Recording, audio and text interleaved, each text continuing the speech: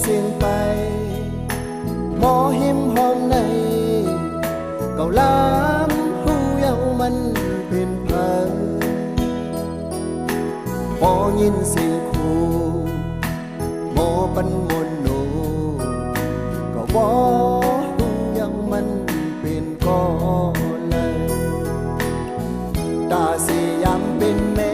เจ้าเอิ้นมามีดังหลักแหลมมี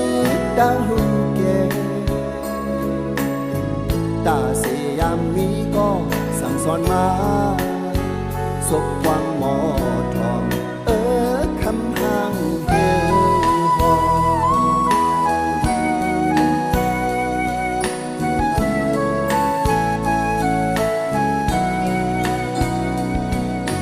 บ่ยินเสียงว่าหมอมาดักข้า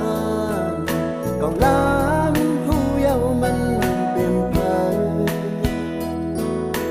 บ่ยินเสียวหอดมทองมาสองก็บ่หูเยามันเป็นก้อนเลยตาสีเป็นยามเป็นแม่เฮือนมามีดังเล็ดพายมีป้าดังอาตาสียามก้อนลองกันนะเฮดีดังโอนอ่อนคำห่างเหี่ยวหอนเฮาจอมอามก็อันเป็นนางตำวาเนื้อมือมีลุกแสงลีจึงเลือกหันมีมาบทสั่งหมวดไว้เสี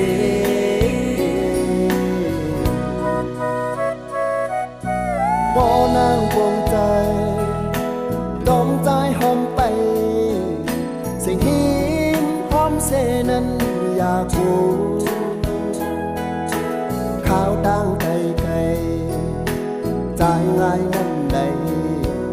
เมื่อนางเฮ็ดจังภายเตียงเฮนาจังนั่งสูงโกเป็นโกกำงาตายจนเวลดจางหุบให้วัดจึงนั่งสู่มองก็ชิวมกันไม่ใจมีกูยอมยิ้มห่างเหี่ยวหอ